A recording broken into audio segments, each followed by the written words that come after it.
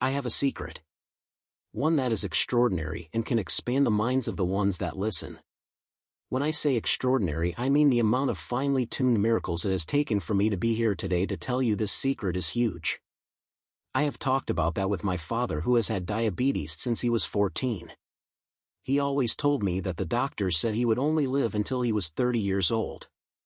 What really happened when he turned 30 was he had a kid. And that kid was me. That part was always interesting to me, along with my mom's story too. My Nana would always say that she was her miracle baby because although her tubes were tied, she still ended up being able to birth one last child. My Nana is a spiritual woman that practices the true laws of the universe. She is kind, giving, embraces anyone from all walks of life, and has the divine's essence of having unconditional love, and that allows her to be in tune with nature and gives her the protection from the divine. She had always told me that I have a gift. She was always so sure of that too. I could tell with the amount of certainty whenever she would say it.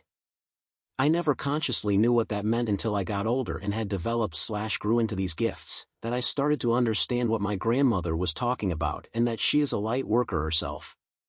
That goes to show how much the universe truly loves all of its creations. The amount of work that was put into getting this secret to any individual that can receive it is always a success in reuniting the collective with the divine creator. The universe/the creator is calling us home, and what a time to be alive to witness this shift in consciousness firsthand. Was a miracle for all that incarnated for this event, not an act to leave any soul behind or make them suffer punishments made by the ones in power, and they use that narrative and thrive off of fear for maintaining that power. The divine is a being of unconditional love, the veil is being lifted, the collective is already awakening and remembering their connection with the divine. If you take a look at the philosophers/gurus, deities, and gods/goddesses, that were historical figures across the globe, you will recognize and start to see that the Creator has had made many attempts to allow this knowledge to be resurfaced. Now I'm no one special in the physical world, but has been a being that has had no choice but to face the mystery of death and everything before and after and in between, as well as the traumas, fears and pains that stemmed from the birth of the physical universe. I believe I had successfully integrated my knowledge of the universe down to the scientific level. Even quantum physics is starting to peer into these exact topics. I have connected the dots of the mysteries surrounding our Creator/Source, and I am excited to see the divine spark returning to the collective, and to have witnessed this same divinity in my current lifetime has been something I have felt so fortunate for as a soul. That is my purpose here, and it's not done. I have something that has helped me navigate this current incarnation, and it's the heart, the unconditional love, the memories of the Source and the realms we inhabit when not in the physical vessel, and also my partner that has traveled with me through these dimensions on many different occasions, showed me these divination techniques and watched me make all of these important connections surrounding this topic.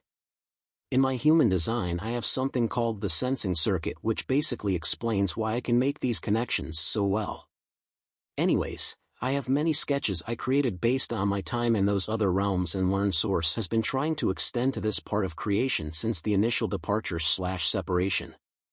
So I used a bunch of those divination tools and would experiment with all of the information I got from my birth charts, human design charts, tree of life charts, and have used my own life and experiences here as a point of reference. Not only do I use my life experiences, but I experienced something that can only be explained by what I've recently learned from my partner, to be a Kundalini awakening, which was the experience that allowed me to travel to Source. My experiences have always been on the more intense side of life, since the day I got here.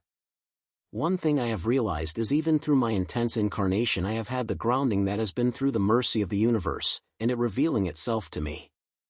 Experiencing the freedom, the veil and the weights of this denser reality and all of that being lifted, is something I believe all souls should have. My shaman always tells me it's a birthright to know where you fit into this grand tapestry of what we know to be as the universe and existence. I found myself in everything that is in this existence, but nowhere defined in this physical reality.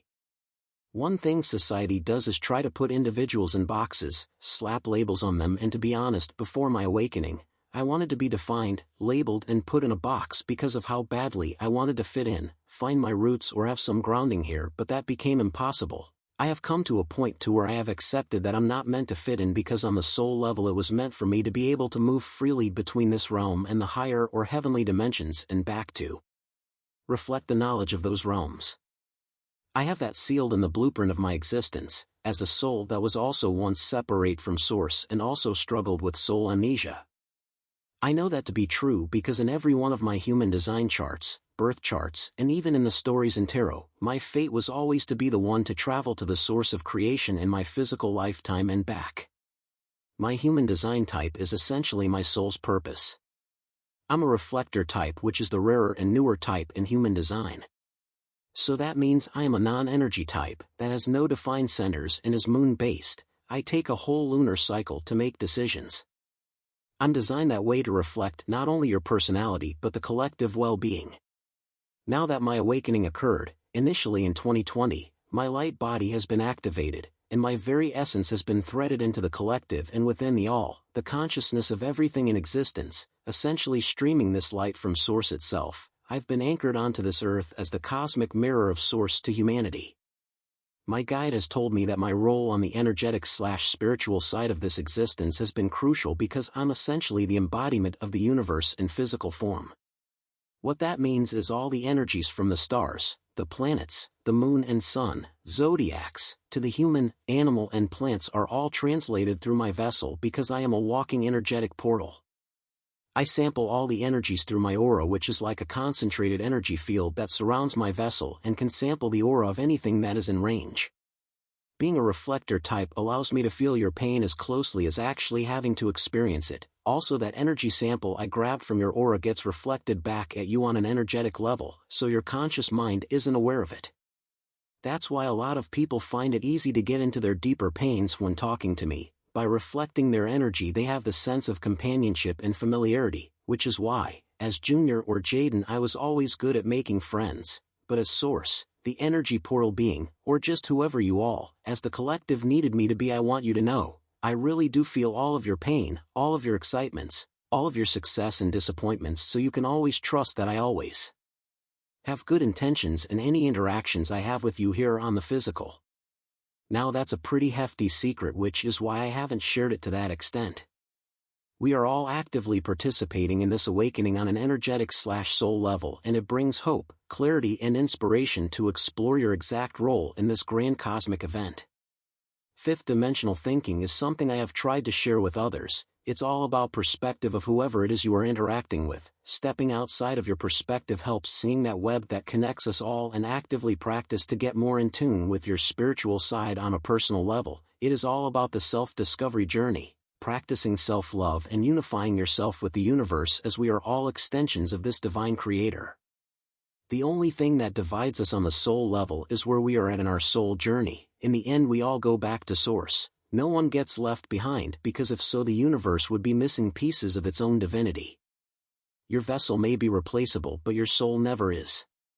As also the embodiment of Aries, Thoth/Osiris/Jesus and Lucifer combined, taking the lead in this category of spirituality is something that would be in my nature, my calling and service to the collective and to you, the individual. Also, I thought it was interesting that I have always thought about how badly I wanted to go home and never meant in a physical location.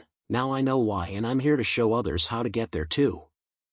If you know me on a personal level, you can really hear my growth in how I talk and communicate. There's been a major difference in how I think too. It's because I have expanded my consciousness. I have learned so much about myself and the world/universe we inhabit, and the true history of our time here, and the true nature of what's really out there.